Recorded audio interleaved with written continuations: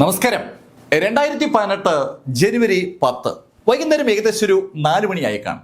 ജമ്മുവിലെ കത്വ ജില്ലയിലെ രസ്ന വില്ലേജിൽ ഒരു വീട് കാടുമായി ബന്ധപ്പെട്ട് കിടക്കുന്ന ഒരു മേഖലയിലാണ് ആ വീട് സ്ഥിതി ചെയ്യുന്നത്. ആ വീട്ടിലേക്ക് കാടിന്റെ സമീപത്ത് മേഞ്ഞു നടക്കുകയായിരുന്ന അവരുടെ കുതിരകളൊക്കെ ഒന്നൊന്നായി മടങ്ങി വരികയാണ്. മടങ്ങി വരുന്ന കുതിരകളെ നോക്കി നിൽക്കുന്ന ആ വീട്ടിലെ മുഹമ്മദിന്റെ ഭാര്യ നസീമ കൗതുകത്തോടെ നോക്കുന്നത് കുതിരകളുടെ പുറകിലേക്കാണ്. കുതിരകളുടെ പുറകിൽ ഒരാൾ കൂടി വരാനുണ്ട്.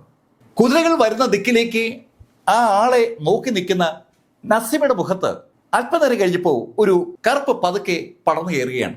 ശരിക്കൊരു വിഷമം നസീമയുടെ മുഖത്തുണ്ട്. അവരുടെ 8 വയസ്സ് മാത്രം പ്രായമുള്ള ആസിഫ എന്ന പെൺകുട്ടിയാണ് ആ കുതിരകളെ വിളിച്ചുകൊണ്ടുവരാനായിട്ട് ആ കാടിന്റെ ഭാഗത്തേക്ക് പോയത്. കുതിരകൾ വരുമ്പോൾ ആ കുതിരകൾക്കൊപ്പം ആസിഫ കൂടി സാധാരണഗതിയിൽ മടങ്ങി എത്തേണ്ടതാണ്. കുതിരകൾ എത്തിയിട്ടും ആസിഫ എത്താതെ വന്നതും നസീമ ആ കുതിരകൾ വന്ന ഭാഗത്തേക്കൊന്ന് നടന്നു. കുറച്ച് ഉള്ളിലോട്ട് നോക്കി ആസിഫ ആസിഫ എന്ന് ഉറക്കെ നസീമ വിളിക്കുകയും ചെയ്തു. ഏകദേശം ഒരു 8-10 മിനിറ്റ് ആസിഫയ്ക്ക് വേണ്ടി നസീമ അവിടെ തിരിഞ്ഞു കാണും. ആസിഫയുടെ ശബ്ദമൊന്നും കേൾക്കാതായതും വീട്ടിലേക്ക് മടങ്ങിയെത്തിയ നസീമ അവരുടെ ഭർത്താവ് മുഹമ്മദ് യൂസഫിനെ വിളിച്ചു. മുഹമ്മദ് യൂസഫും കുടുംബവും പരമ്പരാഗതമായി ഇതുപോലെ കുതിരകളെയും മാടുകളെയൊക്കെ മേച്ച് നടക്കുന്ന ഒരു ആട്ടിടയൻ വർഗത്തിന്റെ ഭാഗമായ ആളുകളാണ്. ആ കുടുംബത്തിലെ മുഹമ്മദ് യൂസഫിനെയാണ് ഭാര്യ നസീമ വിളിച്ച് കാര്യം പറഞ്ഞത്. മകളെ കാണാനില്ലെന്ന് കേട്ടതും മുഹമ്മദ് യൂസഫ് ഉടൻ തന്നെ അവരുടെ വീട്ടിലേക്ക് മടങ്ങിയെത്തി. മുഹമ്മദ് യൂസഫ് മടങ്ങിയെത്തിയതും അദ്ദേഹത്തിന്റെ സുഹൃത്തുക്കൾ കൂടി മുഹമ്മദ് യൂസഫിനൊപ്പം കൂടി അവരൊന്നിച്ച് അവിടെ നിന്ന് ആ കുതിരകളെ മേയ്ക്കാൻ കൊണ്ടുപോകുന്ന ഭാഗത്തേക്ക് നടന്നു തുടങ്ങി. കുറച്ച് ദൂരേക്ക് പോയാൽ പിന്നീട് കാടാണ്. കാടിനുള്ളിലേക്ക് സാധാരണഗതിയിൽ കുതിരകൾ കടക്കാറില്ല. ആ ബൗണ്ടറി കൃത്യമായിട്ട് കുതിരകൾക്ക് അറിയാം. അഥവാ കാടിനകത്തേക്ക് കടന്നാലും നിശ്ചിത സമയമാകുമ്പോൾ അവ തന്നെ സ്വയം തിരിച്ചു വരും. മുഹമ്മദ് യൂസഫും കൂടെയുള്ള സുഹൃത്തുക്കളും ആ ഭാഗമൊക്കെ അരിച്ചു പറക്കി തുടങ്ങി. 8 വയസ്സ് മാത്രം പ്രായമുള്ള നല്ല ക്യൂട്ടായിട്ടുള്ള ഒരു പെൺകുട്ടിയാണ് ഈ ആസിഫ എന്ന് പറയുന്നത്. ആ ആസിഫയെ മുഹമ്മദ് യൂസഫിന്റെ സുഹൃത്തുക്കൾക്ക് എല്ലാവർക്കും അറിയാം. അവളെ ആ ഭാഗത്തൊക്കെ അരിച്ചു പറക്കി തുടങ്ങിയ ആ സംഘം വൈകുന്നേരം മുഴുവൻ അവിടെ അരിച്ചു പറക്കി നോക്കിയെങ്കിലും അവളെ കണ്ടുകിട്ടിയില്ല. കയ്യിലുള്ള ടോർച്ചുകൾ ഉപയോഗിച്ച് അവർ ഒന്നുകൂടി തിരച്ചിൽ വ്യാപകമാക്കി. സമയം 6 ആയി, 7 ആയി, 8 ആയി, 9 മണിയായിട്ടും ആ ടീമിന് ആസിഫയുടെ വിവരമൊന്നും കിട്ടത്തില്ല. ഈ സമയത്ത് നസീമ അവരുടെ ബന്ധുക്കളുടെ വീടുകളിലും ഒക്കെ തിരക്കുകയാണ്. ആസിഫയുടെ സുഹൃത്തുക്കളുടെ വീടുകളും അവൾ പോകാൻ സാധ്യതയുള്ള ടൗണിലെ സ്ഥലങ്ങളും ഒക്കെ നസീമയും കൂട്ടരും അരിച്ചു പറക്കി. ഏകദേശം ഒരു 9:30-10 ആ ടീം വീട്ടിൽ മടങ്ങിയെത്തുമ്പോൾ വനത്തിന്റെ ഭാഗത്തേക്ക് പോയ മുഹമ്മദ് യൂസഫിന്റെ ടീമും മടങ്ങി എത്തിക്കഴിഞ്ഞു. ശരിക്കും ഒരു ടെൻഷൻ എല്ലാവർക്കും അനുഭവപ്പെടുകയാണ്. കൊച്ചു പെൺകുട്ടിയാണ് ഈ ആസിഫ എന്ന് പറയുന്നത്. ആ പെൺകുട്ടിക്ക് എന്തെങ്കിലും സംഭവിച്ചു കാണുമോ? ആ ഒരു ഭയം എല്ലാവർക്കും ഉണ്ട്. കാരണം കാടിനോട് ചേർന്നാണല്ലോ അവരുടെ സ്ഥലം സ്ഥിതി ചെയ്യുന്നത്. നേരം പരപരാ പുലർന്നപ്പോൾ തന്നെ ആ ടീം വീണ്ടും അന്വേഷണം ആരംഭിച്ചു. മുഹമ്മദ് യൂസഫിനും നസീമയ്ക്കും നേരത്തെ 2 കുട്ടികളുണ്ടായിരുന്നു. ഒരു ആക്സിഡന്റിൽ ആ കുട്ടികൾ കൊല്ലപ്പെട്ടിരുന്നു. അതിനുശേഷമാണ് യഥാർത്ഥത്തിൽ ആസിഫയെ അവര് ദത്തെടുക്കുന്നത്. നസീമയുടെ ഏറ്റവും അടുത്ത ബന്ധുവിന്റെ കുട്ടിയാണ് ആസിഫ. നേരം പുലർന്നുടൻ നസീമ നേരെ പോയത് ആ വീട്ടിലേക്കാണ്. അവിടെ എങ്ങനെയും ആസിഫ എത്തിയെന്ന് അറിയാനാണ് അവൾ അവിടെ ചെന്നത്. അവിടെയും ആസിഫ എത്തിയിട്ടില്ല. ഈ സമയമായപ്പോൾ ഒത്തിരിയേറെ ആളുകൾ ശരിക്കും ഈ തെരച്ചിലിൽ പങ്കെടുക്കുകയാണ്. കാടുമായി സാമീപ്യമുള്ള സ്ഥലമായതുകൊണ്ട് കാടിനകത്തേക്ക് അങ്ങാനും ആസിഫ അബദ്ധത്തിൽ പോയി കാണുമോ അങ്ങനെയുള്ള സംശയം തലേദിവസം വൈകുന്നേരമേ ആളുകൾക്കുണ്ടായിരുന്നു. അതുകൊണ്ട് തന്നെ നേരെ പുലർന്നുടൻ മുഹമ്മദ് യൂസഫിൻ ടീമും കാടിനകത്തേക്കാണ് കയറിയത്. കാടിനകത്തേക്ക് ഏകദേശം 5 കിലോമീറ്ററോളം അവര് കടന്നു ചെന്നു എന്ന് പറയാം. ആ മേഖല മുഴുവൻ അരിച്ചു പറക്കിയിട്ടും ആസിഫയുടെ ഒരു വിവരവും അവർക്ക് കിട്ടിയില്ല. തിരിച്ചു മടങ്ങി വരുമ്പോൾ ഒരു കാര്യം അവരെല്ലാം അറിഞ്ഞിരിക്കുകയാണ്. തലേദിവസം ഉച്ചയ്ക്ക് ഏകദേശം 2 മണിയോടുകൂടി ആസിഫ അവിടെ ആ വനത്തിനകത്തുനിന്ന് വിറക് ഒടിച്ചുകൊണ്ട് വരുന്ന ഒരു സ്ത്രീയോട് സംസാരിച്ച കാര്യമാണ് എല്ലാവരും അറിയുന്നത്. അവളുടെ ഒരു കുതിരയെ കാണാനില്ല. ആ കുതിരയെ കണ്ടോന്നാണ് ആ വിറകും ഒടിച്ചുകൊണ്ടുവന്ന സ്ത്രീയോട് ആസിഫ ചോദിച്ചത്. കണ്ടില്ല എന്ന് ആ സ്ത്രീ മറുപടി പറഞ്ഞ കാര്യം അവർ തന്നെ നസീമയോടും കൂട്ടോടും പറയുകയും ചെയ്തു. ഏകദേശം ഒരു 1 മണി കഴിഞ്ഞപ്പോഴാണ് ആസിഫ യഥാർത്ഥത്തിൽ ആ കുതിരകൾ മേയുന്ന സ്ഥലത്തേക്ക് പോയത്. 2 മണിക്ക് ആ സ്ത്രീ ആസിഫയെ കണ്ടതാണ്. അതിനുശേഷം ആസിഫയെ ആരും കണ്ടിട്ടില്ല. അന്ന് പകൽ മുഴുവൻ സകല സ്ഥലവും അരിച്ചു പറക്കിയിട്ടും ആസിഫയെ കിട്ടാതെ വന്നതും പിറ്റേ ദിവസം, അതായത് ജനുവരി 12 മുഹമ്മദ് യൂസഫ് നേരെ പോയത് ഹീരാനഗർ പോലീസ് സ്റ്റേഷനിലേക്കാണ്. ഹീരാനഗർ പോലീസ് സ്റ്റേഷനിൽ മുഹമ്മദ് യൂസഫ് ഒരു മാൻ മിസ്സിംഗ് കേസ് രജിസ്റ്റർ ചെയ്തു. മുഹമ്മദ് യൂസഫിന്റെ വളർത്തുമകൾ ആസിഫയെ കാണാനില്ല എന്ന പരാതി പോലീസ് ഫയൽ സ്വീകരിക്കുകയും ചെയ്തു. പോലീസ് സ്റ്റേഷനിൽ പരാതി കൊടുത്തിട്ട് മുഹമ്മദ് യൂസഫ് വെറുതെ ഇരുന്നില്ല. അദ്ദേഹം വീണ്ടും വീട്ടിലേക്ക് മടങ്ങിയെത്തി ആളുകൾക്കൊപ്പം ആസിഫയെ തിരക്കി തുടങ്ങി. വീടിന് ചുറ്റുവട്ടത്തും വീടിനകത്തും പുറത്തും എന്നുവേണ്ട സകല സ്ഥലത്തും അവർ തിരക്കുകയാണ്. എല്ലാ മേഖലയിലും അരിച്ചു പറക്കിക്കൊണ്ടിരിക്കുമ്പോൾ ഇപ്പോൾ പോലീസ് ആ അന്വേഷണത്തിന്റെ ഭാഗമായി അവർക്കൊപ്പം കൂടുമെന്നുള്ള പ്രതീക്ഷ അവർക്കുണ്ടായിരുന്നു.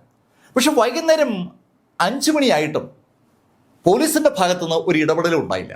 അത് മനസ്സിലാക്കിയ മുഹമ്മദ് യൂസഫ് സംഘവും അവിടെ നിന്ന് നേരെ വീണ്ടും ഹീരാനഗർ പോലീസ് സ്റ്റേഷനിലെത്തി. പോലീസ് സ്റ്റേഷൻ ഹൗസ് ഓഫീസറോട് എന്തുകൊണ്ടാണ് നിങ്ങൾ അന്വേഷിക്കാത്തതെന്ന് മുഹമ്മദ് യൂസഫ് ചോദിച്ചപ്പോൾ അവിടെ ഉണ്ടായിരുന്ന ഒരു പോലീസുകാരൻ മുഹമ്മദ് യൂസഫിനോട് ഒരു മറുപടി പറഞ്ഞു. ഹേയ്, നിങ്ങളുടെ മോളല്ലേ ആരോടെങ്കിലും ഓടിപ്പോയി കാണും. 8 വയസ്സ് മാത്രം പ്രായമുള്ള ഒരു കൊച്ചു പെൺകുട്ടിയെ കാണാനില്ല എന്ന് പരാതി കൊടുത്തിരിക്കുന്ന അതിൻ്റെ പിതാവിനോട് ആ പോലീസ് സ്റ്റേഷനിലെ പോലീസുകാരൻ പറഞ്ഞ ആ മറുപടി പെട്ടെന്ന് തന്നെ പുറത്ത് ഈ സംഭവത്തിന് ദൃക്സാക്ഷികളായ ആളുകൾക്ക് വല്ലാത്തൊരു ഷോക്ക് ഉണ്ടാക്കുകയാണ്. അതൊരു അജിറ്റേഷനായി മാറി. പോലീസിന്റെ ആ നിഷ്ക്രിയമായ പെരുമാറ്റത്തിൽ അമർഷം പൂണ്ട ജനം തെരുവിലേക്ക് ഇറങ്ങുന്നത് ആ നിമിഷം മുതലാണ്. ശരിക്കും ഇത് നാഷണൽ ഹൈവേ ആണ്, ജമ്മു ഹൈവേ ആണ്. ആ ഹൈവേ ആളുകൾ ഉപരോധിച്ചു. ഒരു കൊച്ചുകുട്ടിയെ കാണാനില്ല എന്ന് പരാതി കിട്ടപ്പോൾ അതൊന്ന് അന്വേഷിക്കാനുള്ള സാമാന്യ മര്യാദ പോലീസ് കാണിക്കേണ്ടതാണ്. നാഷണൽ ഹൈവേ ഉപരോധിച്ച ആളുകൾ പെട്ടെന്ന് തന്നെ വാർത്ത സൃഷ്ടിക്കുകയും ചെയ്തു. വാർത്താ ചാനലുകളും പത്രങ്ങളും ഒക്കെ ഈ സംഭവം ഏറ്റെടുത്തതും ഒരു ഉന്നത ഉദ്യോഗസ്ഥൻ വിഷയത്തിൽ ഇടപെടുകയും പെട്ടെന്ന് തന്നെ അന്വേഷണം ആരംഭിക്കുകയും ചെയ്തു. നാട്ടുകാർക്കൊപ്പം ആ കുട്ടിയെ തിരയുന്ന പ്രക്രിയയിലേക്ക് അങ്ങനെയാണ് പോലീസ് കൂടി കടക്കുന്നത്.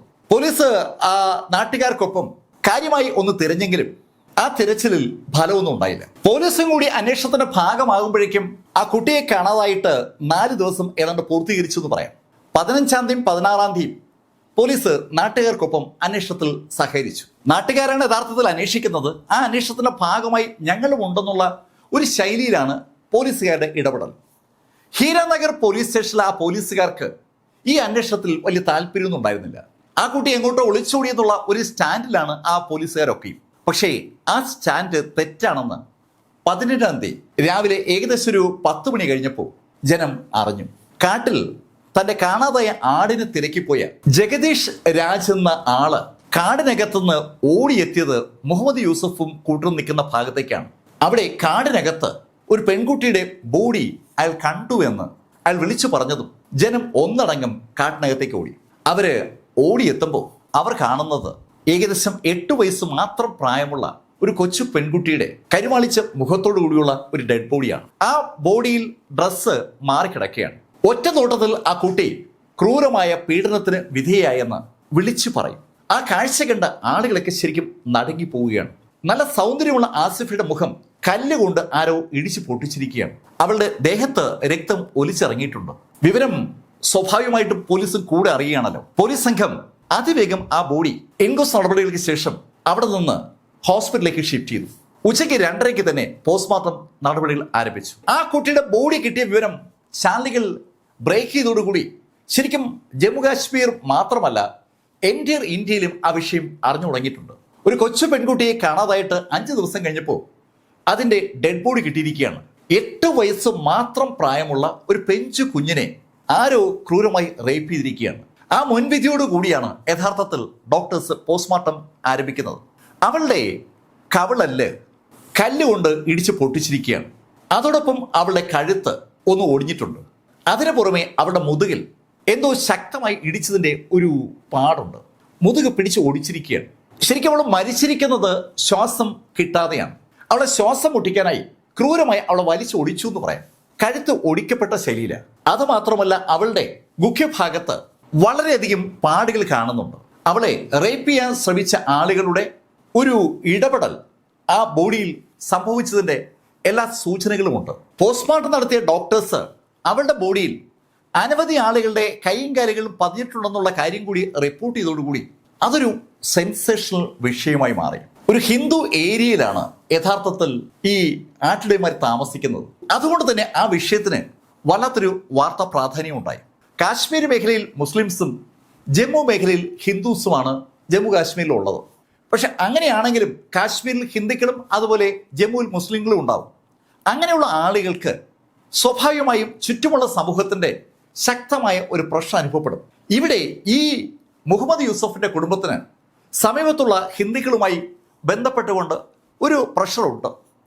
അവരെ പലപ്പോഴും വിരട്ടുന്ന ഒരു സ്വഭാവം അവിടെയുള്ള ഹിന്ദു കമ്മ്യൂണിറ്റിക്കുണ്ട്.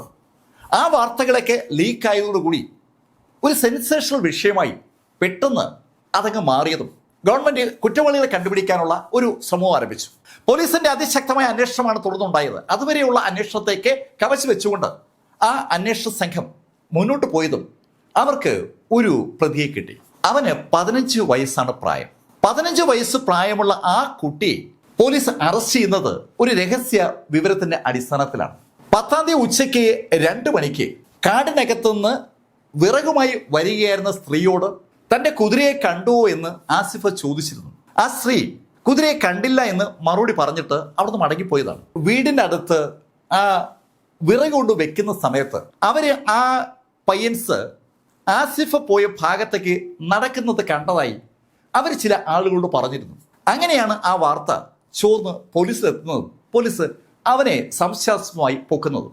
അവനെ പൊക്കുമ്പോൾ അവിടെ ഒരു വിഷയവും സ്റ്റാർട്ട് ചെയ്തു. അവൻ സമീപത്തുള്ള അമ്പലത്തിലെ പൂജാരിയുടെ അനന്തരവനാണ്. അവനൊരു ഹിന്ദുവുമാണ്. കൊല്ലപ്പെട്ടിരിക്കുന്നത് ഒരു മുസ്ലിം പെൺകുട്ടിയാണ്. ആ പെൺകുട്ടിയെ കൊന്നതിന് പൂജാരിയുടെ അനന്തരവനെ അറസ്റ്റ് ചെയ്തു എന്നുള്ള വാർത്ത സ്പ്രെഡായതും അതും വല്ലാത്തൊരു വാർത്താ പ്രാധാന്യം നേടി. അത് വല്ലാത്ത വാർത്താ പ്രാധാന്യം ഉണ്ടാക്കാൻ ഒരു പ്രധാന കാരണം ജമ്മു കാശ്മീരിലെ BJPയുടെ പെട്ടെന്നുള്ള എതിർപ്പാണ്. ഭാരതീയ ജനതാ പാർട്ടി കേന്ദ്രത്തിൽ അധികാരത്തിൽ ഇരിക്കുകയാണ്. കേന്ദ്രത്തിൽ നരേന്ദ്രമോദി സർക്കാരാണ് ഭരണത്തിലുള്ളത്. ആ ഭരണകൂടത്തിന്റെ തണലിൽ നിൽക്കുന്ന ജമ്മു കാശ്മീരിലെ BJP അതിശക്തമായി ആ അറസ്റ്റിനെതിരെ പ്രതികരിച്ചു തുടങ്ങി. ഒരു മുസ്ലിം പെൺകുട്ടി കൊല്ലപ്പെട്ടപ്പോൾ ക്ഷേത്ര പൂജാരിയുടെ നെഫ്യൂനെ അനന്തരവനെ അതിന്റെ പേരിൽ പോലീസ് അറസ്റ്റ് ചെയ്തത് ന്യായീകരിക്കാൻ കഴിയുന്ന കാര്യമല്ല എന്നാണ് BJPയുടെ സ്റ്റേറ്റ്മെന്റ്. BJPയുടെ ആരോപണം ഉണ്ടായതും മുഖ്യമന്ത്രി മെഹബൂബ മുഫ്തി സെയ്ദ് വീണ്ടും ആ വിഷയത്തിൽ ഇടപെട്ടു. അവർ അന്വേഷണം ക്രൈംബ്രാഞ്ചിന് മാറ്റിക്കൊടുത്തു. അന്ന് ജനുവരി 22 ആ അന്വേഷണത്തിന് വേണ്ടി ക്രൈംബ്രാഞ്ചിന്റെ ഒരു ടീം ഉണ്ടാക്കിയപ്പോഴും വളരെ ശ്രദ്ധിച്ചാണ് മെഹബൂബ ടീമിനെ സൃഷ്ടിക്കുന്നത്. കാശ്മീരിൽ നിന്നും ജമ്മുവിൽ നിന്നുമുള്ള വ്യത്യസ്ത ആളുകളെയാണ് ആ അന്വേഷണത്തിന് വേണ്ടി തിരഞ്ഞെടുത്തത്. ഹിന്ദുക്കളും മുസ്ലിംസും അടങ്ങിയ ഒരു ടീം. ഒരു കാരണവശാലും അന്വേഷണം പക്ഷപാതപരമാകരുതെന്ന് ആ ടീമിനെ എടുക്കുന്ന സമയത്ത് മെഹബൂബയ്ക്ക് നിർബന്ധമുണ്ട്. മെഹബൂബയുടെ ആ ടീമിന്റെ പേര് വിവരങ്ങളും അവരുടെ അതുവരെയുള്ള അന്വേഷണ മികവും അവരുടെ സോഷ്യൽ മീഡിയ ആക്ടിവിറ്റീസും ഒക്കെ വളരെ വ്യക്തമായി റിപ്പോർട്ടായി വരികയാണ്. ഈ അന്വേഷണത്തെ തുടക്കം മുതൽ തന്നെ 2 ഭാഗത്തുമുള്ള ആളുകൾ മതപരമായാണ് കാണുന്നത് തന്നെ. ആസിഫയുടെ വീടിരിക്കുന്നതിന് അടുത്താണ് ഈ ദേവിസ്ഥാൻ എന്ന അമ്പലം. ആ അമ്പലത്തിലെ പ്രധാന പൂജാരിയായ സഞ്ജിറാമിന്റെ അനന്തരവനെയാണ് പോലീസ് ആദ്യമേ പൊക്കിയിരിക്കുന്നത്. അതുകൊണ്ട് തന്നെ വിഷയം സെൻസേഷണലായി മാറിക്കഴിഞ്ഞു. ഹിന്ദുത്വവാദികൾ ഒരു ഭാഗത്തും മുസ്ലിം മതമൗലികവാദികൾ മറ്റൊരു ഭാഗത്തുമായി പ്രസ്താവനകൾ കൊണ്ട് പരസ്പരം ആക്രമിക്കുന്ന ആ ഘട്ടത്തിൽ ഇതിനിടയ്ക്ക് ന്യൂട്രലായി നിൽക്കുന്ന ആളുകൾ ശരിക്കും പെട്ടിരിക്കുകയാണ്. 2 ഭാഗത്തോടും യോജിക്കാൻ കഴിയാത്ത ആളുകളും ഈ കൂട്ടത്തിലുണ്ട്. അന്വേഷണം ഏറ്റെടുത്ത ക്രൈംബ്രാഞ്ചിന്റെ മുന്നിൽ പോസ്റ്റ്മോർട്ടം റിപ്പോർട്ട് ഇരിപ്പുണ്ട്. അതുപോലെ ആ ജുവനൈൽ ഹോമിൽ താമസിപ്പിച്ചിരിക്കുന്ന ആ പയ്യൻസുമുണ്ട്. ആ റിപ്പോർട്ടാണ് ക്രൈംബ്രാഞ്ചിനെ ശരിക്കും കുഴയ്ക്കുന്നത്. മെഹബൂബ ആ കേസ് ക്രൈംബ്രാഞ്ചിലേക്ക് ഷിഫ്റ്റ് ചെയ്യാനുള്ള കാരണം ആ പോസ്റ്റ്മോർട്ടം റിപ്പോർട്ടാണ്. ആ പോസ്റ്റ്മോർട്ടം റിപ്പോർട്ടിനകത്ത് വളരെ വ്യക്തമായി ഡോക്ടേഴ്സ് ഒരു കാര്യം സൂചിപ്പിച്ചിട്ടുണ്ട്. ആസിഫ കൊല്ലപ്പെട്ടിട്ട് കൃത്യം 48 മണിക്കൂർ ആകുന്നതിന് മുന്നേ അവളുടെ ബോഡി പോസ്റ്റ്മോർട്ടം ചെയ്തിരിക്കുകയാണ്. ആസിഫയെ കാണാതെ പോയത് ജനുവരി 10 ആസിഫയുടെ ബോഡി കിട്ടുന്നത് ജനുവരി 17 പോസ്റ്റ്മോർട്ടം ചെയ്ത ഡോക്ടേഴ്സ് അസന്നിഗ്ധമായി വ്യക്തമാക്കിയത് പോസ്റ്റ്മോർട്ടം ചെയ്യുന്നതിന് 48 മണിക്കൂർ മുന്നെയാണ് ആസിഫ കൊല്ലപ്പെട്ടതെന്നാണ്. അതിന്റെ അർത്ഥം ആസിഫ 15-ാം തീയതിയാണ് കൊല്ലപ്പെട്ടതെന്നാണ്. 10-ാം തീയതി മുതൽ കാണാതായ ആസിഫയെ കാണാനില്ല എന്ന പരാതി 12-ാം തീയതി ഹീരാനഗർ പോലീസ് സ്റ്റേഷനിൽ ആസിഫയുടെ വളർത്തച്ഛൻ കൊടുത്തതാണ്. ആസിഫ ജീവനോടെ ഇരിക്കുന്ന സമയത്ത് പരാതി പോലീസ് സ്റ്റേഷനിൽ ഉണ്ടായിരുന്നു. 2 ദിവസം പോലീസ് അന്വേഷിച്ചില്ല. ശരിക്കും 14-ാം തീയതി വൈകുന്നേരത്തോടു കൂടിയാണ് അന്വേഷണം ആരംഭിക്കുന്നത്. അന്വേഷണം ആരംഭിച്ച് 1 ദിവസം കഴിഞ്ഞപ്പോൾ ആസിഫ കൊല്ലപ്പെട്ടിരിക്കുകയാണ്.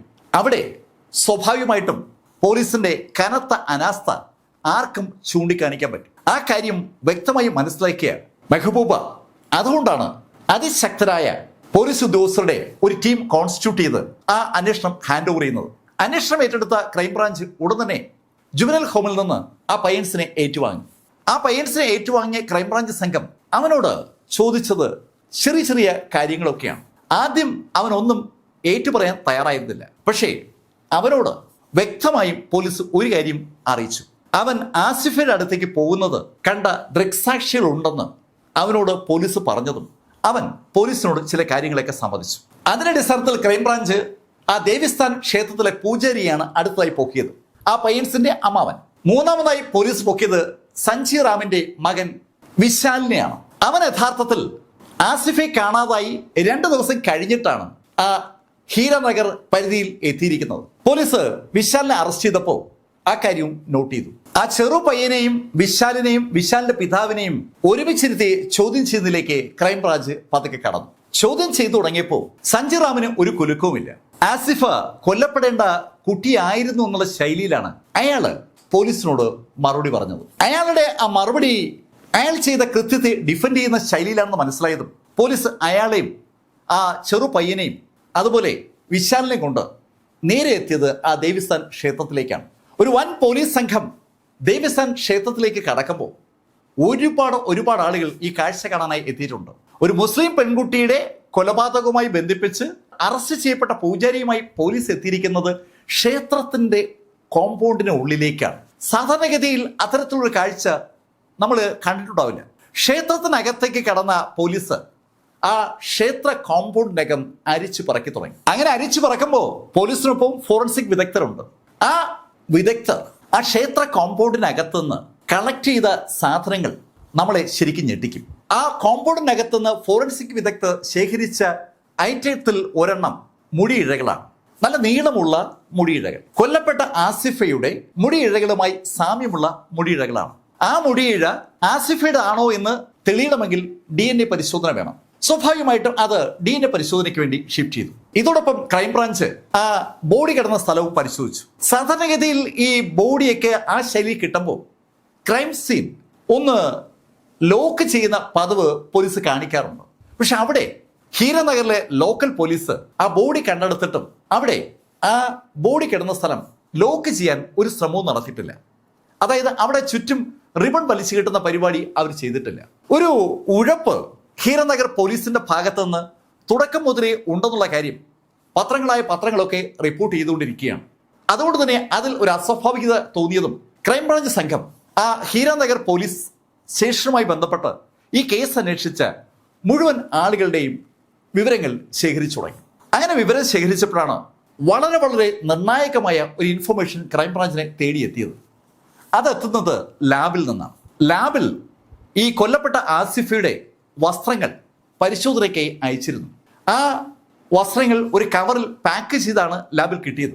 ലാബിൽ ഹീരനഗർ പോലീസ് സ്റ്റേഷനിൽ നിന്ന് ഒരു പോലീസുകാരൻ കൊണ്ടുകൊടുക്കുകയാണ്. അങ്ങനെ കൊണ്ടുകൊടുക്കപ്പെട്ട ആ കവറ് അവിടെ ടെസ്റ്റിന് വേണ്ടി പരിശോധിക്കപ്പോഴാണ് അവർക്ക് ഞെട്ടിക്കുന്ന ഒരു ഇൻഫർമേഷൻ കിട്ടിയത്. അത് അറിയിക്കാനായിട്ടാണ് ലാബിൽ നിന്ന് ഉദ്യോഗസ്ഥന്മാർ ക്രൈംബ്രാഞ്ചിനെ ബന്ധപ്പെട്ടത്. ആ അന്വേഷണ സംഘത്തോടായി ലാബുകാർ പറഞ്ഞത് ഞെട്ടിപ്പിക്കുന്ന ഒരു കാര്യമാണ്. അവിടെ ആസിഫയുടേതെന്ന് പറഞ്ഞ് ഹീരനഗർ പോലീസ് സ്റ്റേഷനിൽ എത്തിച്ച ഡ്രസ്സ് നന്നായി കഴുകി വൃത്തിയാക്കിയാണ് എത്തിച്ചിരിക്കുന്നത്. സാധാരണഗതിയിൽ ഒരു ക്രൈം നടക്കുമ്പോൾ ആ ക്രൈം സീനിൽ നിന്ന് കളക്ട് ചെയ്യുന്ന വസ്തുക്കൾ കൈകൊണ്ട് തൊടുപോലും ചെയ്യാതെ ഗ്ലൗസ് ഉപയോഗിച്ച് എടുത്ത് പാക്കറ്റിലാക്കി പാക്ക് ചെയ്ത് അതുപോലെ ലാബിൽ എത്തിക്കണം. അവിടെ അതിസൂക്ഷ്മമായ പരിശോധനകൾക്കും ടെസ്റ്റുകൾക്കും ആ എവിഡൻസ് വിധേയമാകും. പക്ഷെ ഇവിടെ ചെയ്തിരിക്കുന്നതോ തികച്ചും വ്യത്യസ്തമായ ഒരു ശൈലിയിലാണ്. ആസിഫയുടെ ഡ്രസ്സ് കഴുകി വൃത്തിയാക്കിയിരിക്കുകയാണ്. ആ ഡ്രസ്സിനകത്ത് നിന്ന് ഒരു തരത്തിലുമുള്ള സാമ്പിളുകളും ലാബിന് ശേഖരിക്കാൻ പറ്റരുതെന്ന് നിർബന്ധ ബുദ്ധി അത് ചെയ്ത ആളുകൾക്കുണ്ടെന്ന് വ്യക്തമാണ്. ആരാണ് അവിടെ ആ കവർ എത്തിച്ചെന്നുള്ള കാര്യം കൃത്യമായും ലാബിൽ നോട്ട് ചെയ്തിട്ടുണ്ട്. ആ ഉദ്യോഗസ്ഥന്റെ പേര് പോലീസ് ശേഖരിച്ചു. സ്വാഭാവികമായിട്ടും ആ അന്വേഷണം നേരെ ഹീരനഗർ പോലീസ് സ്റ്റേഷനിലെത്തി. ഹീരനഗർ പോലീസ് സ്റ്റേഷനിൽ ആ ഉദ്യോഗസ്ഥനെ പോലീസ് ഉടൻ തന്നെ കസ്റ്റഡിയിൽ എടുത്തു. അയാൾ ഒറ്റയ്ക്കല്ല ആ പാക്കറ്റ് ഹാൻഡ് ഓവർ ചെയ്യാൻ പോയത്, മറ്റു പോലീസുകാരെ കൂടി ഉണ്ട്. 2 പോലീസുകാർ ഈ കേസുമായി ബന്ധപ്പെട്ട് അറസ്റ്റിലായ വിവരം പത്രങ്ങൾ വേഗം തന്നെ ബ്രേക്ക് ചെയ്തു. സ്വാഭാവികമായിട്ട് എല്ലാ ചാനലുകളും ആ വാർത്ത വരികയാണ്. അതോടൊപ്പം ഒരു അറസ്റ്റ് കൂടി പോലീസ് നടത്തി. അടുത്തതായി അറസ്റ്റ് ചെയ്തത് ഈ കേസ് അന്വേഷിച്ച ഹീരനഗർ പോലീസ് സ്റ്റേഷനിലെ ദീപക് ഹജൂരിയെയാണ്. അയാളെ അറസ്റ്റ് ചെയ്ത വിവരം ശരിക്കും ഒരു സെൻസേഷണൽ വിഷയമായി മാറുകയാണ്. ഒരു കുട്ടിയെ ക്രൂരമായി റേപ്പ് ചെയ്ത് കൊലപ്പെടുത്തിയിരിക്കുകയാണ്. ആ കൃത്യം നടത്തിയതിനാണ് ശരിക്കും അന്വേഷണ ഉദ്യോഗസ്ഥനെ പോലീസ് പൊക്കിയിരിക്കുന്നത്. നേരത്തെ പോലീസ് പൊക്കിയ ആ പൂജാരിയുടെ മകനും ആ 15 വയസ്സ് മാത്രം പ്രായമുള്ള ആ കൊച്ചു ചെറുക്കനും ചേർന്ന് ആദ്യം പത്രങ്ങൾ വഴി ആളുകൾ അറിഞ്ഞതെങ്കിൽ ഇപ്പൊ ഇതാ അതിനകത്ത് പോലീസ് കൂടി ഇൻവോൾവ് ആയിരിക്കുന്നു എന്ന കാര്യം അറിയുകയാണ്. ഇതിനിടയിൽ മറ്റൊരു ചെറുപ്പക്കാരൻ കൂടി പോലീസിന്റെ പിടിയിലായി, ഒരു പ്രവീൺ കുമാർ. അങ്ങനെ അറസ്റ്റ് ചെയ്യപ്പെട്ട ആളുകളുടെ എണ്ണം 7 ശരിക്കും സെൻസേഷനായ കേസായതുകൊണ്ട് തന്നെ പത്രങ്ങളും ചാനലുകളും ഒക്കെ ഈ വാർത്തയെ ഫോളോ ചെയ്യുകയാണ്. അറസ്റ്റ് ചെയ്യപ്പെട്ട 7 ആളുകളെയും പോലീസ് തെളിവെടുക്കാനായി വിവിധ സ്ഥലങ്ങളിൽ കൊണ്ടുവന്നു. ആ തെളിവെടുപ്പിന്റെ അടിസ്ഥാനത്തിൽ പത്രങ്ങൾക്ക് പോലീസ് അവരുടെ ഭാഷ്യം വിവരിച്ചു കൊടുക്കുകയും ചെയ്തു. പത്രങ്ങളിലൂടെ കേട്ട ഭാഷ്യം ശരിക്കും നമ്മളെ ഞെട്ടിക്കുന്ന ഒന്നാണ്. ആസിഫയെ കൊലപ്പെടുത്താനായി ആ പൂജാരിയാണ് ആദ്യം തീരുമാനിച്ചത്. അയാൾ ആ തീരുമാനമെടുക്കുന്നത് ആസിഫയെ കാണാതാകുന്നതിനും ഒരാഴ്ച മുമ്പാണ്. അതിന്റെ കാരണം മുഹമ്മദ് യൂസഫാണ്. മുഹമ്മദ് യൂസഫും കുടുംബവും അവിടെ കുതിരയും മറ്റ് ആടുമാടുകളെയൊക്കെ വളർത്തി കഴിയുമ്പോൾ അവർക്ക് കുറച്ച് വരുമാനമൊക്കെ ലഭിക്കുന്നുണ്ട്. ആ ഹിന്ദു ഭൂരിപക്ഷ മേഖലയിൽ അങ്ങനെ ഒരു മുസ്ലിം കുടുംബം കഴിയുന്നത് ഒരു നല്ല കാര്യമല്ല എന്നൊരു ചിന്ത എങ്ങനെയോ ആ പൂജാരി സഞ്ജിറാമിനുണ്ടായി. സഞ്ജിറാമിന്റെ അതേ ചിന്ത പങ്കുവെക്കുന്ന അനവധി ആളുകൾ ആ ദേവിസ്ഥാൻ എന്ന് പറയുന്ന അമ്പലത്തിൽ പതിവായി ഒന്നിച്ചു കൂടുകയും ചെയ്യും. അങ്ങനെ അവരുടെ കൂട്ടായ ചർച്ചയുടെ ഒടുവിൽ മുഹമ്മദ് യൂസഫിനെ അവിടുന്ന് ഒഴിവാക്കാനായി അവര് പ്ലാൻ ചെയ്ത് നടപ്പിലാക്കിയ കാര്യമാണ് ആസിഫയുടെ കൊലപാതകം എന്ന് പറയുന്നത്. ആ കൊലപാതകം നടത്താൻ അനുയോജ്യമായ ഒരു സമയവും വെന്യൂ ഒക്കെ അവർ കണ്ടെത്തിയിട്ട് അതിന് പറ്റിയ ഒരാളെയും അവർ കണ്ടെത്തി. അതാണ് ആ 15 വയസ്സുള്ള കൊച്ചു പയ്യൻ. ആ കൊച്ചു പയ്യന് ആസിഫയുടെ രീതികൾ അറിയാം.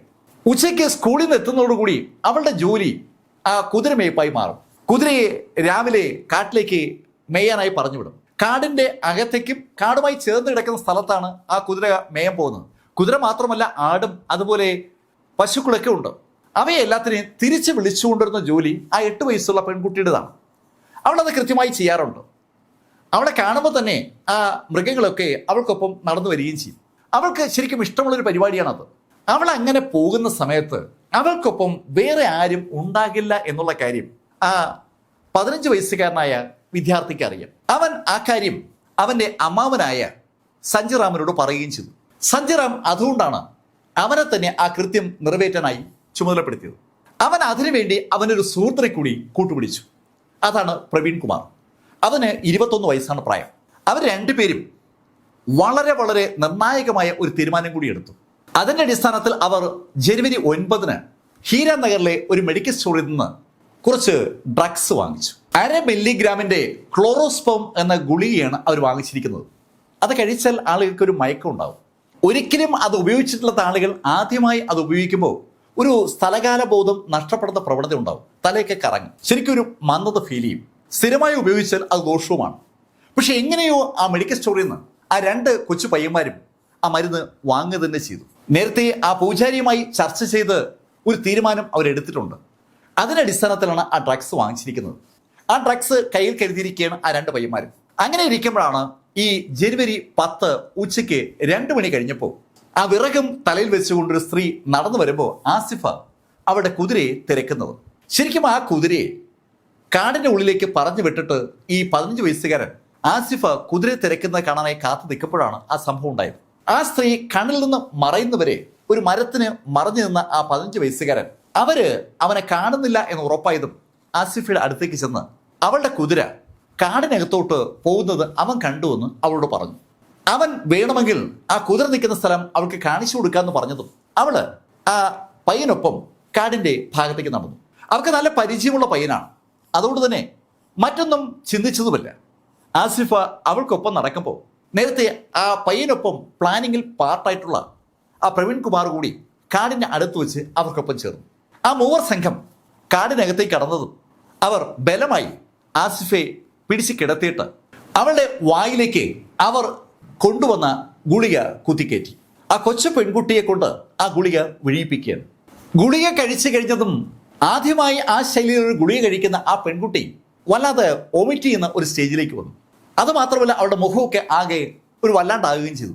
ആ സമയത്ത് അവളുടെ വാ പൊത്തിപ്പിടിച്ച് അവളുടെ കരച്ചിലിനെ നിയന്ത്രിച്ച ആ 2 പയ്യന്മാരും അല്പസമയം കഴിഞ്ഞതും അവള് ഏതാണ്ട് നിശ്ചലായെന്ന് മനസ്സിലായതും അവളെ റേപ്പ് ചെയ്യാനുള്ള ശ്രമത്തിലേക്ക് കടന്നു. അവൾ ആദ്യം റേപ്പ് ചെയ്തത് ആ 15 വയസ്സുകാരനായ ആ കൊച്ചു പയ്യനാണ്, ജുവനൈൽ. ആ 8 വയസ്സുള്ള ആസിഫയ്ക്ക് ആ സമയത്ത് ബോധമില്ല, പക്ഷെ ജീവനുണ്ട്. ജീവനുള്ള അവളെ റേപ്പ് ചെയ്ത ആ കൊച്ചു പയ്യൻ അതിനുശേഷം ആ പ്രവീൺ കുമാറിനെ കൊണ്ടും അവളെ റേപ്പ് ചെയ്യിപ്പിച്ചു. അതിനുശേഷം അവർ രണ്ടുപേരും ശബ്ദമുണ്ടാക്കാതെ അവളെ പൊക്കിയെടുത്ത് നേരെ കൊണ്ടുവന്നത് ആ ദേവിസ്ഥാൻ എന്ന ക്ഷേത്രത്തിലേക്കാണ്. ക്ഷേത്രത്തിനകത്തേക്ക് കൊണ്ടുവന്ന അവളെ ഒരു ടേബിളിനടിയിൽ ഒരു പ്ലാസ്റ്റിക് ഷീറ്റ് കൊണ്ട് മറച്ച ഒരു സ്ഥലത്ത് അവർ കിടത്തുകയായിരുന്നു. അവൾക്ക് ബോധം വരുമ്പോൾ വീണ്ടും അവൾക്ക് ഗുളി കൊടുക്കും. അങ്ങനെ അവളെ അവിടെ മയക്കി കിടത്തിയിരിക്കുന്ന സമയത്താണ് ഈ ആസിഫയെ കാണാനില്ല എന്ന് പറഞ്ഞുകൊണ്ട് അവളുടെ അമ്മ ആദ്യമായി അന്വേഷണം ആരംഭിക്കുന്നത്. ആ അന്വേഷണം തുടങ്ങി അധിക സമയം കഴിയും മുമ്പ് അനവധി ആളുകൾ അന്വേഷണത്തിന്റെ ഭാഗമായിരുന്നു. ആളുകൾ തലങ്ങും വിലങ്ങും അന്വേഷിക്കുമ്പോൾ ആ വീടിന് സമീപത്തുള്ള ആ ക്ഷേത്രത്തിനകത്ത് മേശയുടെ അടിയിൽ ആ പച്ച ഷീറ്റിനുള്ളിൽ സാക്ഷാൽ ആസിഫ ഉറങ്ങിയായിരുന്നു. ആളുകൾ ആസിഫയെ അന്വേഷിച്ച് നടക്കുമ്പോൾ ആ സമയത്ത് അവിടെ എത്തിയ സഞ്ജയറാമിനോട് ആസിഫയുടെ അമ്മ ആസിഫയെ കണ്ടു എന്ന് ചോദിക്കുകയും ചെയ്തു. കണ്ടില്ല എന്ന് സഞ്ജയറാം മറുപടി പറയുകയും ചെയ്തു. മറുപടി പറഞ്ഞിട്ട് അകത്ത് വന്ന സഞ്ജയറാം അകത്തുള്ള പ്രവീൺ കുമാറിനെയും അതുപോലെ ആ ബാലിനെയും കണ്ടു. അവർ രണ്ടുപേരും സഞ്ജയറാമിനെ കൊണ്ടുപോയത് മേശക്കടിയിൽ കിടത്തിയിരിക്കുന്ന ആ പെൺകുട്ടിയുടെ അടുത്തേക്കാണ്. തുടർന്നുള്ള ദിവസങ്ങളിൽ ആ ആസിഫയെ ആ സഞ്ജയറാമും ആ ക്ഷേത്രത്തിന് ഉള്ളിൽ വെച്ച് തന്നെ റേപ്പ് ചെയ്തു. ഈ റേപ്പ് ആക്ടിവിറ്റീസ് 11-നും 12-നും അങ്ങനെ നടക്കുമ്പോഴാണ് 12-ാം തീയതി മുഹമ്മദ് ഹീരനഗർ പോലീസ് സ്റ്റേഷനിൽ പരാതി കൊടുക്കുന്നത്. ആ പരാതി കൊടുത്തിട്ട് മുഹമ്മദ് തിരിച്ചെത്തി ആളുകളുമായി ചേർന്ന് തലങ്ങും വിലങ്ങും അന്വേഷിക്കുമ്പോൾ ആ അന്വേഷണ സംഘത്തോട് എന്തായി അന്വേഷണമെന്ന് തിരക്കുന്ന ജോലി സഞ്ജയറാമിൻ്റെയാണ്. സഞ്ജയറാം അങ്ങനെ തിരക്കുമ്പോൾ പ്രവീണും അതുപോലെ ആ പയ്യൻസൊക്കെ അവിടെ വരും. ഇതിനിടയിലാണ് ഈ പയ്യൻസ് ഈ സഞ്ജയറാമിൻ്റെ മകൻ വിശാലിനെ അവിടേക്ക് വിളിച്ചു വരുത്തുന്നത്. ഒരു കൊച്ചു പെൺകുട്ടിയെ കിട്ടിയിട്ടുണ്ട്, ഓടി വാടാ എന്ന് പറഞ്ഞ് അവനെ വിളിച്ചു വരുത്തിയതാണ്. വിശാൽ ആ വിവരം കേട്ടതും അവൻ്റെ പഠന പരിപാടിയൊക്കെ പാതി വഴിക്ക് നിർത്തിയിട്ട് ക്ഷേത്രത്തിലേക്ക് ഓടിയെത്തുകയായിരുന്നു. അവിടെ എത്തി അവനും ആ ആസിഫയെ റേപ്പ് ചെയ്തു.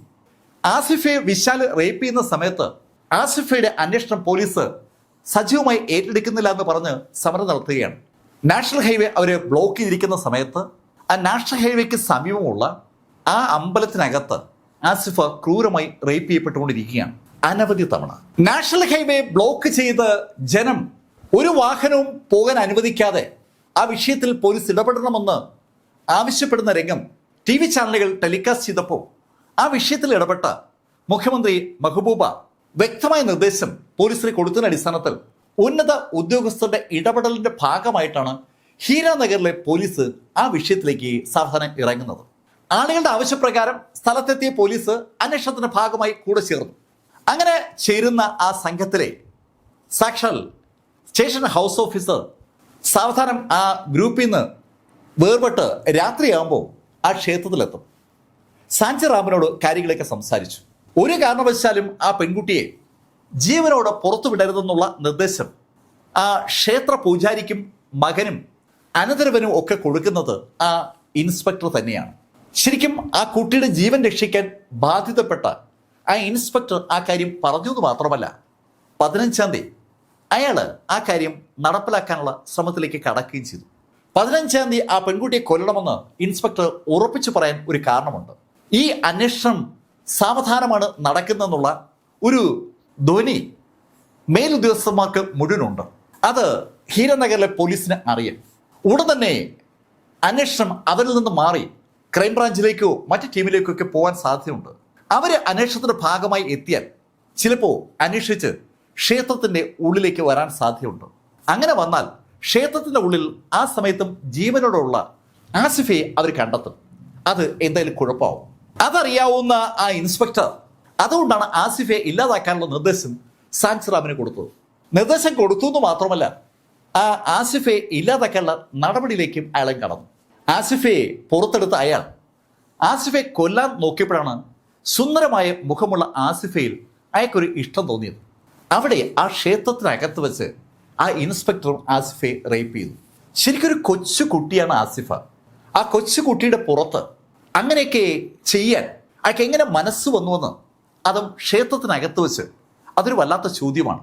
ആ പോലീസ് ഉദ്യോഗസ്ഥരിൽ നിന്ന് വിവരങ്ങൾ ശേഖരിക്കുന്ന ക്രൈംബ്രാഞ്ച് ഉദ്യോഗസ്ഥർ പോലും അവൻ്റെ ആ കുറ്റസമ്മത മൊഴി കേട്ട് ശരിക്കും ഞെട്ടിപ്പോവുകയാണ്. ആസിഫെ റേപ്പ് ചെയ്ത അയാൾ അടുത്തതായി ശ്രമിച്ചത് ആസിഫയെ കൊലപ്പെടുത്താനാണ്.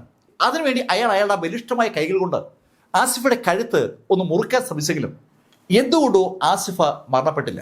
ഈ കാഴ്ച കണ്ടുകൊണ്ട് നിന്ന ആ 15 വയസ്സുകാരനായ ആ ബാലൻ ആസിഫയെ റേപ്പ് ചെയ്ത ആ കൊച്ചു പയ്യൻ ആസിഫയുടെ മുതുകിൽ അവന്റെ മുട്ടുകാല് കൊണ്ട് ആഞ്ഞൊരൊറ്റ ഇടി. ആ ഇടിയിൽ അവളുടെ ആ നട്ടല് ശരിക്കും പൊട്ടിയെന്ന് പറയാം. അതിനുശേഷം അവൻ ആസിഫയുടെ തന്നെ ഷോൾ എടുത്ത് അവളുടെ കഴുത്തിലോട്ട് മുറുക്കി ഒരൊറ്റ വലി. എന്നിട്ടും ആസിഫയുടെ ജീവൻ അവളുടെ ബോഡിയിൽ നിന്ന് പോയില്ല എന്ന് കണ്ടതും സമീപത്തുനിന്ന് ഒരു കല്ലെടുത്ത് അവൻ ആസിഫയുടെ മുഖത്ത് ആഞ്ഞിടിക്കുകയായിരുന്നു. ആ ഇടിയിലും പക്ഷെ ആസിഫ തീർന്നില്ല. ദേഷ്യം വന്ന ആ കൊച്ചു പയ്യൻ ആസിഫയുടെ കഴുത്തിൽ ആ ഷോൾ പിന്നെയും വലിച്ചു മുറുക്കി അവള് മരിച്ചു എന്ന് ഉറപ്പാക്കി. സ്വന്തം ജീവൻ പിടിച്ചു നിർത്താൻ വേണ്ടി ആ കൊച്ചു പെൺകുട്ടി കഴിവിന്റെ പരമാവധി ശ്രമിച്ചിരിക്കുകയാണ്. ഈ സമയത്തൊക്കെ അവളുടെ ഉള്ളിലേക്ക് ആ മയങ്ങാനുള്ള ഗുളിക കൊടുത്തുകൊണ്ടേയിരിക്കുകയാണ്. ആസിഫ മരിച്ചു എന്ന് ഉറപ്പായതും ആസിഫയുടെ ബോഡി എങ്ങോട്ടെങ്കിലും കൊണ്ട് കളയാനുള്ള ഒരു പരിപാടിയാണ് ആ ഇൻസ്പെക്ടറും കൂട്ടരും ചർച്ച ചെയ്തത്. പക്ഷെ എന്തുകൊണ്ടോ അന്ന് രാത്രി അവർ പ്രതീക്ഷിച്ച വാഹനം അവർക്ക് കിട്ടിയില്ല. ശരിക്കും ആസിഫയുടെ ബോഡി ഹീരാനഗറിന് സമീപത്തുള്ള കനാലിലേക്ക് വലിച്ചെറിയാനാണ് അവർ പ്ലാൻ ചെയ്തത്. അത് നടക്കാതായതും നേരം വെളുക്കാറായപ്പോൾ അവർ ആ ബോഡി അവിടെ നിന്ന് പൊക്കിക്കൊണ്ടുപോയി കാട്ടിനകത്ത് വലിച്ചെറിയുകയായിരുന്നു. അങ്ങനെയാണ് ആ ആട്ടിടയൻ അയാളുടെ ആട് കാണാനില്ല എന്ന് പറഞ്ഞ് തിരിഞ്ഞു നിന്നപ്പോൾ ആസിഫയുടെ ബോഡി കാണുന്നത്. ഈ പോലീസ് ഉദ്യോഗസ്ഥന്റെയും ആ പൂജാരിയുടെയും മകന്റെയും അനന്തരവന്റെയും അവന്റെ കൂട്ടുകാരന്റെയും ഈ അക്രമങ്ങൾക്ക് കൂട്ടുനിന്ന മറ്റു 2 പോലീസുകാരുടെയും മൊഴികൾ വിശദമായിട്ട് തന്നെ പത്രങ്ങളിൽ അച്ചടിച്ചു വരികയാണ്. TV ചാനലുകളൊക്കെ അത് ബ്രേക്ക് ചെയ്യുന്നുണ്ട്. ആ മൊഴികളൊക്കെ പുറത്തു വന്നതും കേസ് ഫയൽ ചെയ്യാനായി ക്രൈംബ്രാഞ്ച് സംഘം തീരുമാനിച്ചു. അവർ കോടതിയിൽ കേസ് ഫയൽ ചെയ്യാനുള്ള ശ്രമം നടത്താനായി കോടതിയിലേക്ക് വന്നപ്പോഴാണ് അടുത്ത സംഭവവികാസങ്ങൾ സ്റ്റാർട്ട് ചെയ്യുന്നത്. അവിടെയുള്ള കോടതിയിലെ വക്കീലന്മാരെല്ലാവരും കൂടി ചേർന്ന് പോലീസിനെ അങ്ങ് തടുത്തു. പൂജാരിക്കും മകനും ആ അനന്തരവനും എതിരായിട്ടുള്ള കേസ് അങ്ങനെ ഇപ്പോൾ പോലീസ് രജിസ്റ്റർ ചെയ്യണ്ട എന്ന് വക്കീലന്മാർ അങ്ങ് തീർത്തു പറയുകയാണ്. വക്കീലന്മാർ അങ്ങനെ പറഞ്ഞെന്ന് മാത്രമല്ല, ഒരു കാരണവശാലും കോടതിയിലേക്ക് ആ പോലീസിനെ കയറ്റില്ല എന്ന തീരുമാനവുമായി. ആ വക്കീലന്മാരുടെ സംഘടനയ്ക്ക് നേതൃത്വം കൊടുക്കുന്നത് BJP ആണ്. BJP അനുഭാവികളായ ആ വക്കീലന്മാർ പോലീസിന്റെ അന്വേഷണത്തിൽ ശരിക്കും നേരിട്ടങ്ങ് ഇടപെടുകയാണ്. ഈ വിവരം ആ നിമിഷത്തിൽ തന്നെ നാഷണൽ ചാനലുകൾ ടെലികാസ്റ്റ് ചെയ്യുകയും ചെയ്തു. ഉടൻ സുപ്രീം കോടതി വിഷയത്തിൽ ഇടപെട്ടു. സുപ്രീം കോടതിയുടെ അതിനിശ്ചിതമായ ഇടപെടൽ ആ വിഷയത്തിൽ ആ നിമിഷമാണ് ഉണ്ടാകുന്നത്.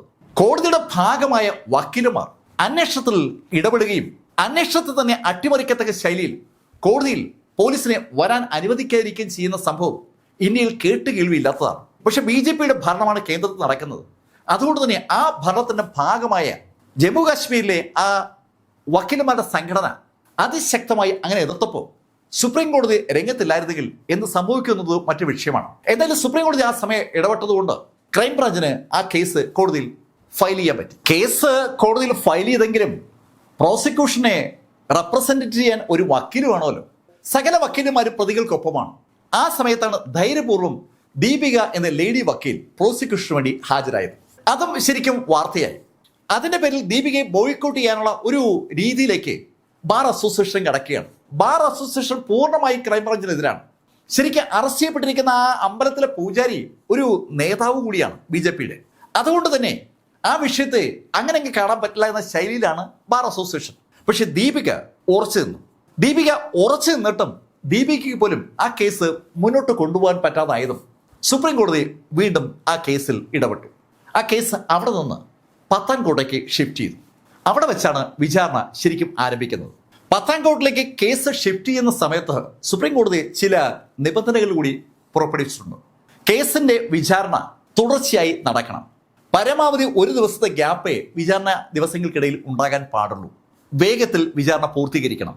3, ഈ കേസിന്റെ റിപ്പോർട്ടിങ്ങിൽ മാധ്യമങ്ങൾ വീണ്ടും വിചാരം കാണിക്കണം. കേസിനെ വൈകാരികമായി റിപ്പോർട്ട് ചെയ്യരുത്. അനുകൂലമായിട്ടും പ്രതികൂലമായിട്ടും റിപ്പോർട്ട് ചെയ്യാൻ ശ്രമിക്കുമ്പോൾ നഷ്ടപ്പെടുന്നത് രാജ്യത്തിന്റെ അഖണ്ഡതയാണെന്നുള്ള കാര്യം മറക്കരുതെന്ന് മാധ്യമങ്ങളെ ഓർമ്മിപ്പിക്കാൻ കൂടി കോടതി ശ്രമിച്ചിരുന്നു. രാജ്യത്തിന്റെ അഖണ്ഡതയ്ക്ക് പ്രശ്നമുണ്ടാക്കുന്ന ശൈലിയിൽ റിപ്പോർട്ട് ചെയ്യുന്ന മാധ്യമത്തെ സുപ്രീം കോടതി ആ നിമിഷത്തിൽ വിലക്കുമെന്നുകൂടി വ്യക്തമാക്കുന്ന ശൈലിയിലുള്ള ഒരു ഇടപെടലാണ് കോടതിയുടെ ഭാഗത്തുനിന്നുണ്ടായത്. അതിന് ഭാരമുണ്ടായി. അതുകൊണ്ട് തന്നെ ഈ കേസിനെ സെൻസേഷനലൈസ് ചെയ്യുന്ന, കുത്തിപ്പൊക്കി വലിയ പ്രശ്നമാക്കുന്ന ശൈലിയിലുള്ള റിപ്പോർട്ടിംഗ് തുടർന്ന് വിചാരണ നടക്കുമ്പോൾ കോടതിയിൽ ഉണ്ടായില്ല. പക്ഷെ കോടതിയിൽ വിചാരണയ്ക്ക് വന്നപ്പോൾ വേറെ ചില സംഭവങ്ങൾ ഉണ്ടായി.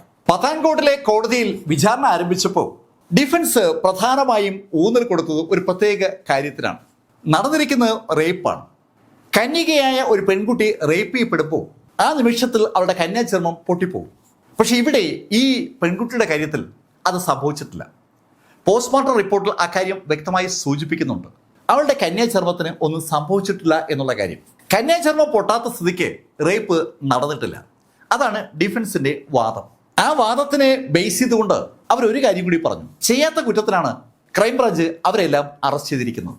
അന്വേഷണം നിഷ്പക്ഷമല്ല, അന്വേഷണം പക്ഷപാതപരമാണ്. ഈ ആളുകളെ അറസ്റ്റ് ചെയ്യണം എന്ന് കരുതി ക്രൈംബ്രാഞ്ച് ഒരു കഥ ഉണ്ടാക്കിയതാണ്. ആ ശൈലിയിലാണ് ഡിഫൻസിന്റെ വാദം.